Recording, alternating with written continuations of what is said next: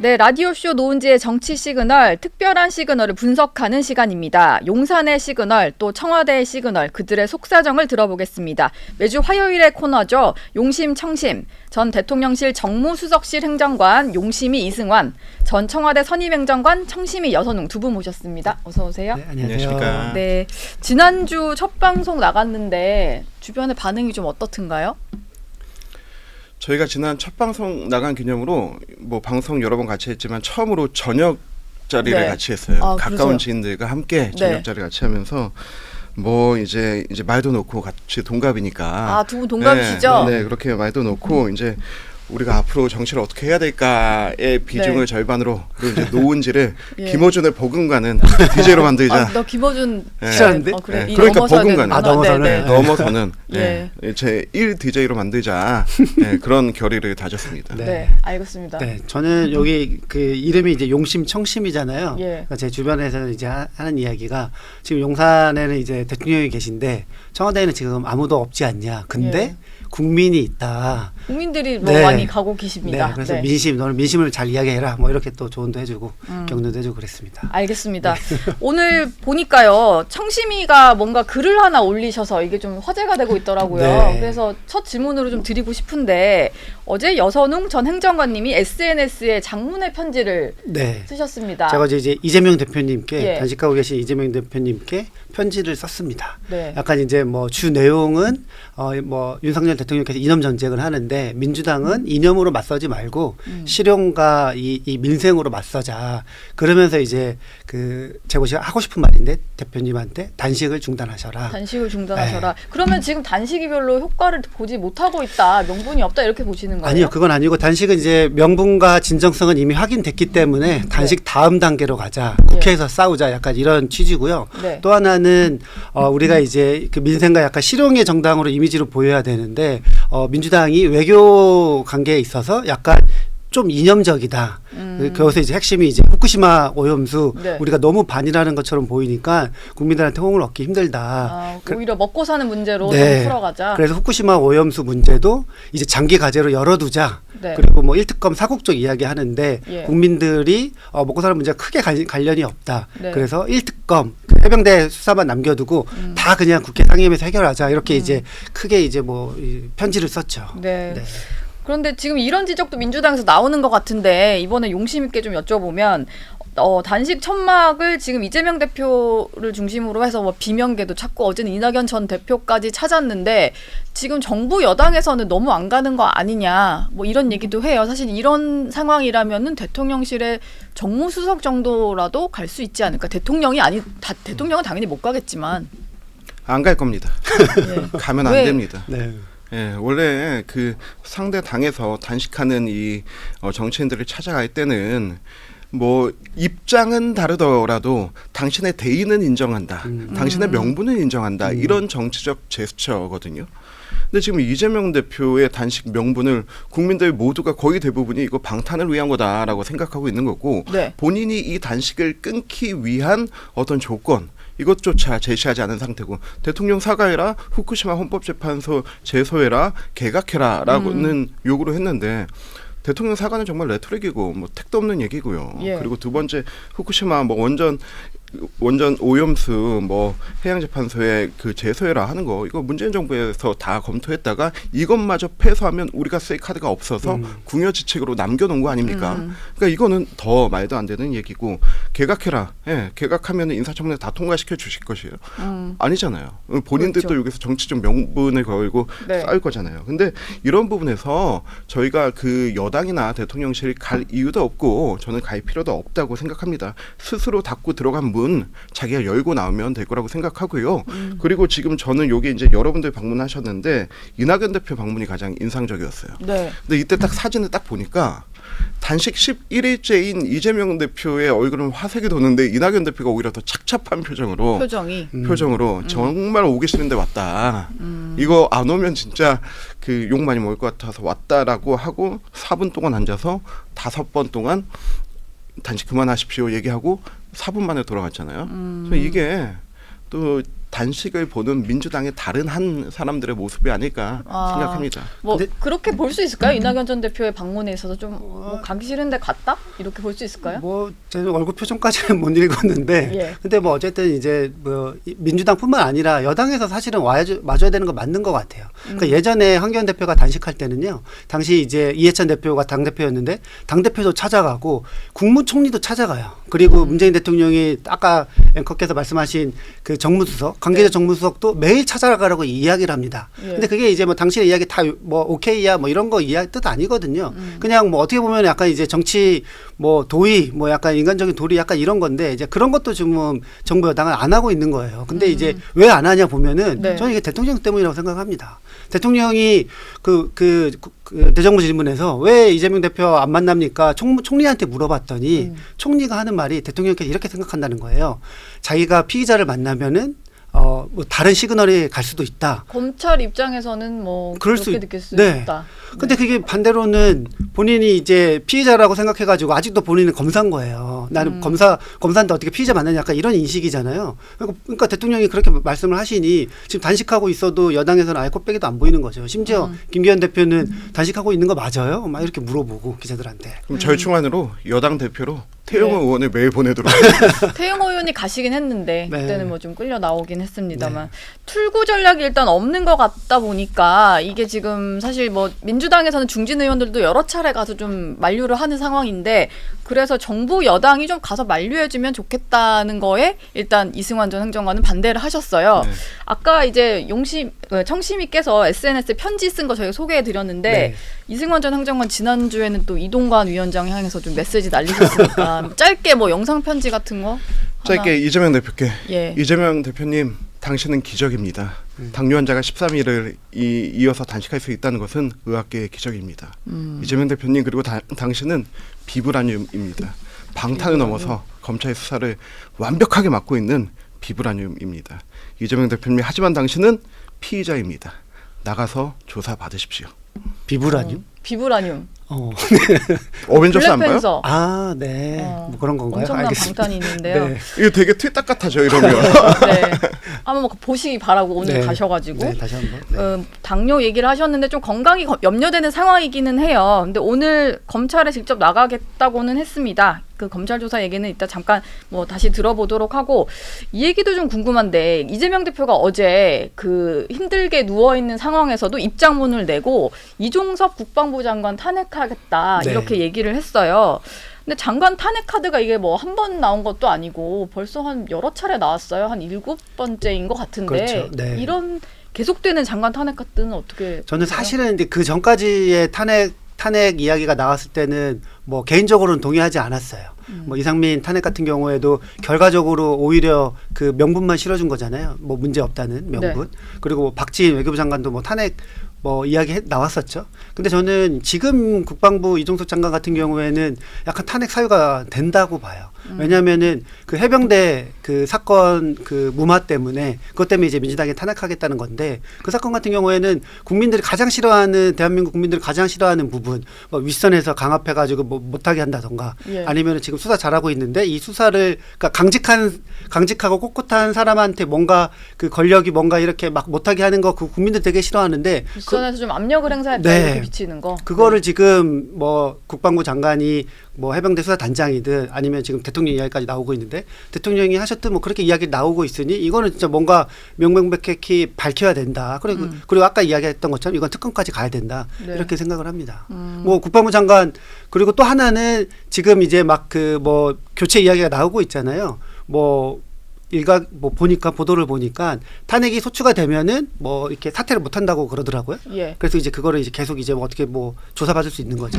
그 전에 근데 뭐 개각이 이루어질 수도 있는 거잖아요. 빨리 해야 지금 뭐 되는데. 대상이 많이 언급이 되고 있어가지고 이르면 이번 주에 한다 뭐 이런 얘기도 있더라고요. 오늘 할 수도 있다 뭐 그런 얘기가 네, 있으니까. 네. 아니 아까 저기 네. 엘리베이터 타고 올라오는데 둘이 이렇게 있는데 갑자기 어디서 전화하더니 오늘 개각하는 거야 이렇게 물어보더라고요. 네. 그 이승환 행정관이 초반에 이제 인사비서관실에 계셨잖아요. 그래가지고 초반 이거 다 이제 하셨을 텐데 그래가지고 이거 뭐 상당한 정보가 있는 건가 이렇게 그럼 궁금했는데 어때요? 정보 뭐 취재가 된 게 있어요? 엄마한테 물어봤습니다. 네. 알겠습니다. 네. 국방부 장관이 일단 뭐 최상병 외압 의혹 때문에 좀 탄핵을 해야 되는데 민주당은 이렇게 주장을 해요. 근데 뭐 안보와 직결된 장관이기도 하고 지금 개각의 어떤 요인으로 검토가 되고 있는 부처인 걸로 저희는 알고 있는데 이런 장관의 경우 탄핵 얘기하는 게 좀 섣부른 거 아니냐는 지적도 있거든요. 이것도 방탄의 하나죠. 어젠가요? 제2에서 이제 제2일보에서 그 단독으로 나왔는데 그 단식장에서 이재명 대표하고 함께 있던 모 의원이 이재명 대표에게 직접 들은 얘기를 말을 한 거예요. 이재명 대표가 검찰 조사 받고 나오더니 18일쯤에는 체포동의안이 넘어올 것 같다라고 얘기를 했다고 해요. 근데 왜 그러냐면은 이재명 대표는 이미 검찰 조사 받고 나니까 난 빼박이다. 이건 끝이다라는 생각이 들어서 조사에도 설명 안 한 것 같고 검찰이 이 정도 확신이면은 12일에 한 번 더 조사하고 18일에는 체포동의안 넣을 것 같다.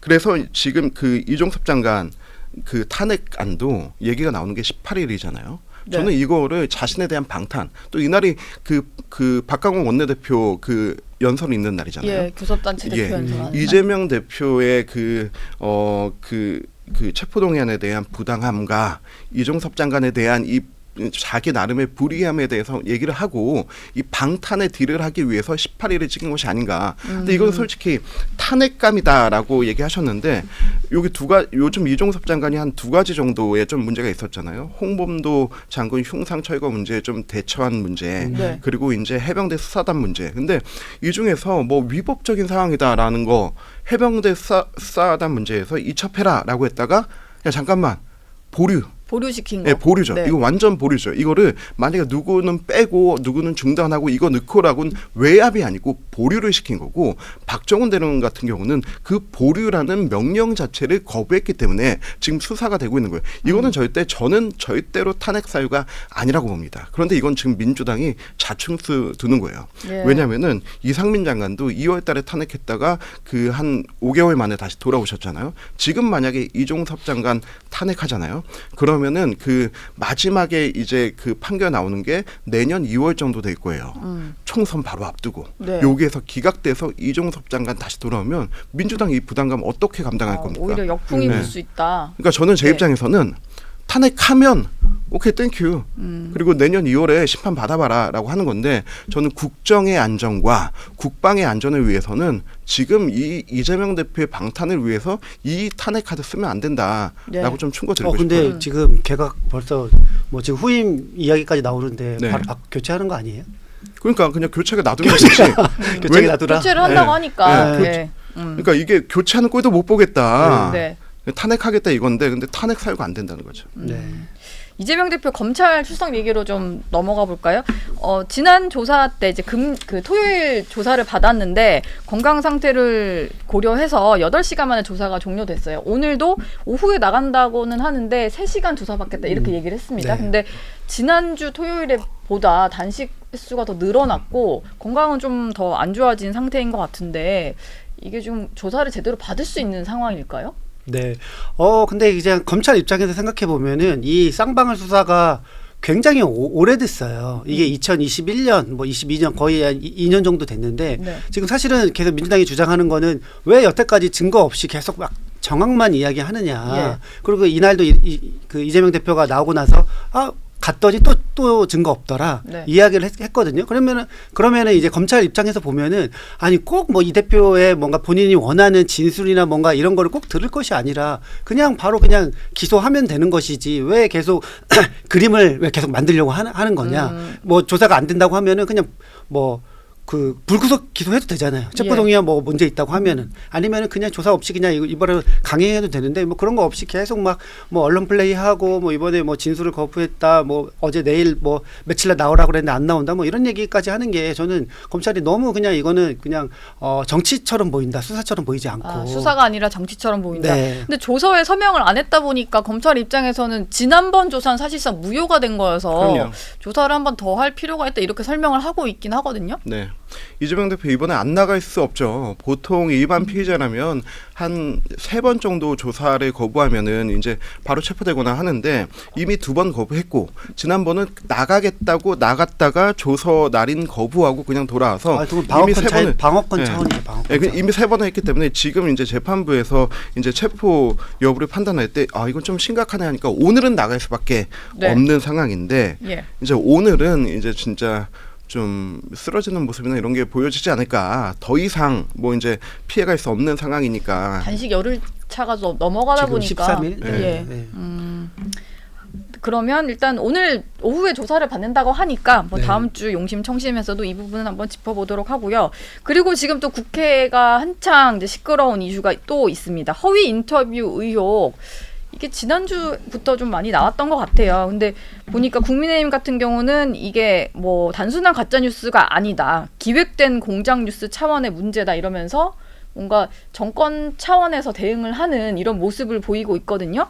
어제 이런 얘기도 했어요. 1급 살인죄다. 뭐 이런 말까지 했는데 네. 여당 대표 입에서 너무 가짜 세요. 뉴스에 대해서 이렇게 말을 한 거. 네. 네, 너무 세다. 네, 너무 세고 약간 무섭지 않아요? 지금 막 우리가 최근에 흉악범죄 되게 많이 나와가지고 거기서 이제 뭐 사형제 뭐 이런 얘기 나오고 있는데 네. 그 정도로 이제 생각하시는 것인가? 네. 그러니까 이게 제가 보기에는 이게 아까 문제가 있어 보여요. 왜냐면은 그러니까 국민들이 또 볼 때 이제 금전거래가 이상하면은 뭔가 있는 것처럼 보이잖아요. 예. 근데 지금 김만배와 신앙님과의 금전거래가 수상하고 그리고 그 이후에 신앙님 뭔가 그 인터뷰가 나왔고 그리고 그게 이제 지금은 팩트가 조금 아니라는 건데 저는 이거 그냥 뭐 공직선거법상 허위사실 유포 약간 이 정도 사안에 보는데 이거를 계속 키우고 싶은 것인지 그 김기현 대표께서 엄청나게 세게 뭐 국가 반역죄니 뭐 이런 네. 말씀하시고 그리고 이제 막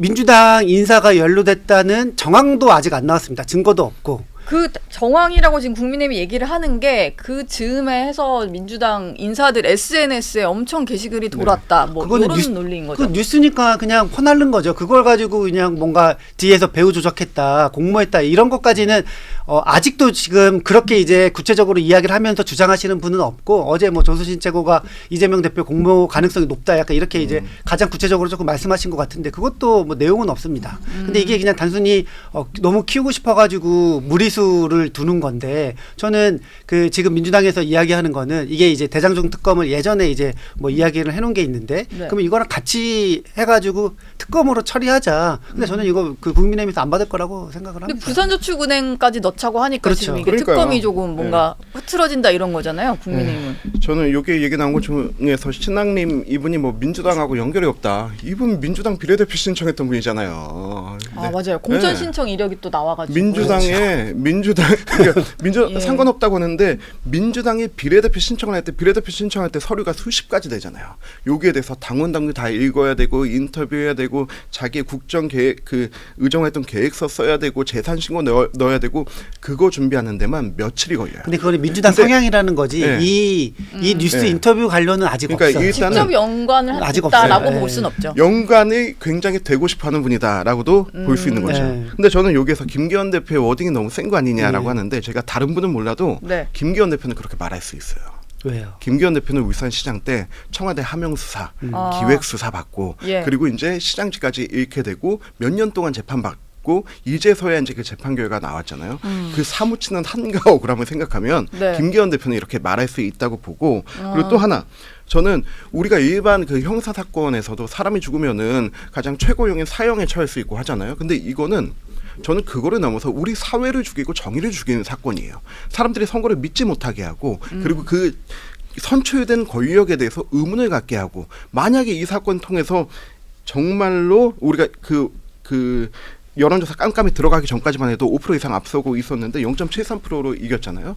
이게 어느 정도 먹혔다는 거죠. 아. 이거에서 대통령 바뀌었으면 지금 신앙님이 네. 방통위원장 하고 있을 수도 있어요. 아 그쵸 뭐 그런 얘기가 기사가 보도되긴 했었어요. 근데 이게 생각해 보면은 사실은 그 이번에 이제 됐다 그래가지고 막 찾아봤지 신앙님 뭐 누군지 네. 그때 사실은 기억이 크게 나지는 않아요. 이게 막 그 대세의 흐름을 바꿀 만한 그때 그런 뭐 약간 단독 뭐 보도였냐 뭐 전혀 그렇지 않잖아요. 아니에요. 또 엄청 컸어요. 제가 네. 대선 캠프에서 그거 대응하면서 첫 번째 느낌이 뭐였냐면은 되게 어이없다.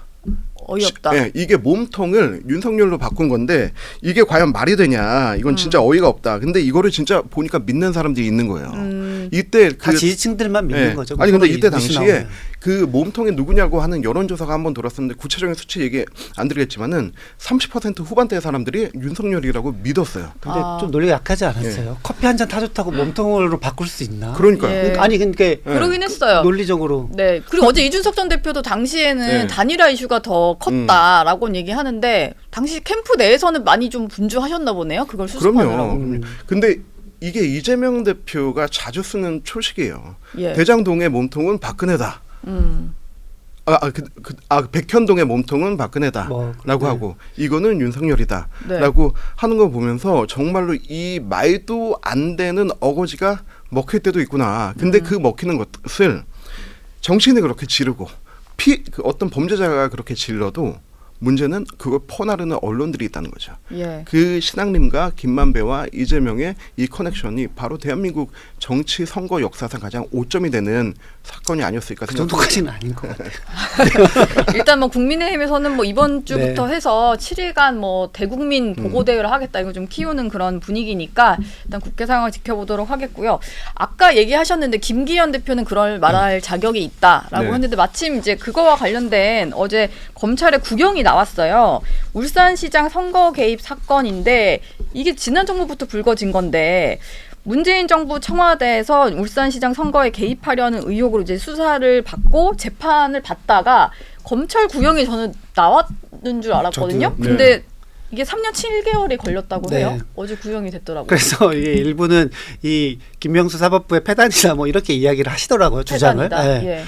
근데 이제 제가 이 황운하 의원님 뭐 입장을 조금 들어보니까 네. 황운하- 징역 5년 구형 받은 네. 거죠, 황운하. 네, 황운하 민주당 의원 이 입장을 들어보니까 너무 황당한 사건이라는 거예요. 자기는 이게 검찰이 자기를 기소를 했을 때 공소 사실이 너무 황당해서 예. 초반에는 그 변호사까지 변호사도 선임을 아예 안 했답니다. 자기가 다 방어할 수 있을 줄 알고 사건이 너무 황당해서 네. 그리고 자기는 조사 한 번 안 받고 기소당했다는 거예요. 예. 그래서 이제 이 사건이 왜 길어졌냐? 검찰이 수사를 다 끝내지 못해서 기소를 먼저 하고 계속 수사를 하고 있어서 검찰 때문에 이게 사건이 길어졌다는 거예요. 아, 그- 검찰 수사가 좀 길어졌다. 네, 이 이게 얘기군요. 네, 다 안 끝났는데 먼저 기소부터 한 거죠. 네. 그리고 이 황운하 의원님은 이 김기현 대표가 그 자기 본인이 이제 이게 문제가 있어가지고 이제 수사를 하려고 했는데 정작 김기현 대표는 조사하지도 않았다. 근데 이미 이제 뭐 문제가 커져가지고 이렇게 된 거라서 너무 억울하다. 그리고 아예 입장이 갈리는 게 그 황운하 의원은 완전히 무죄다 이렇게 주장합니다. 아, 현재. 일만에 아무것도 없고 청와대 뭐 하명 청탁 관련된 이야기 일체 없었다. 네. 지금 근데 여기 연루된 사람들이 송철호 전 울산시장 같은 경우 징역 6년을 구형 받았는데 문재인 전 대통령이랑 워낙 막역한 사이로 알려지다 보니까 그때 뭐 이게 지금 뭐 여기 공소장 자체에도 문 전 대통령 이름도 많이 등장하는 걸로 알려져 있고 이게 뭐 사실 청와대 여러 사람들이 연루된 그런 네. 사건이었잖아요. 문재인 전 대통령께서 나의 뭐 가장 소중한 친구고 이 사람의 당선이 나의 소원이고 나의 당선보다 더 절실하다 뭐 이런 식으로 말씀하셨는데 정말 30년지기 절친이고 그리고 이제 부산 출신의 대표적인 인권 변호사 하면서 뭐 같이 지냈던 분이잖아요. 네. 근데 저는 이 부분에 대해서 이제 마지막까지 이제 구형 나왔으니까 저는 문재인 대통령 알고 있었냐 몰랐냐 이것까지 타고 올라가야 된다고 봐요. 좀 몰랐다고 하면 거짓말이고 알고 있었다고 하면 그 밑에 임종석부터 해서 조국 이 대통령실의 실세들이 대통령한테 서프라이즈 선물 주려고 한 건가 이 생각이 들 정도고 그리고 그 황운하 의원이 뭐 이 부분에 대해서 재판주에 문제 했는데 이때 김미리 판사 그 김명수 대법관하고 같은 우리법연구회 출신이잖아요. 일단 첫 그 공판 자체를 1년 5개월 정도를 끌었어요. 그리고 나서 다른 그 판사들이 일정을 잡아버리니까 휴직을 해버렸어요. 예, 예. 근데 이런 게 비일비재했어요. 조국 장관 몇 년 걸렸어요? 2년 넘게 걸렸죠. 윤미향 사건도 역시 2년 넘게 걸렸죠. 이런 부분들이 저는 사법부 불신을 자초하는 일이고 이제부터라도 지금 속도감 있게 진행해야 되지 않나. 그리고 이 속도감의 끝은 문재인 대통령 알고 있었냐 몰랐냐 여기로 가야 된다고 봐야 된다고 생각합니다. 네. 일단 구형인 거고 1심 선고 결과가 또 나올 거니까 그 내용까지 조금 저희가 지켜보도록 하겠습니다. 두 분 모시고 시간이 금방 흘렀는데요. 용심과 청심 두 분과는 다음 주 화요일에 만나도록 하겠습니다. 고맙습니다. 네, 고맙습니다. 감사합니다. 네.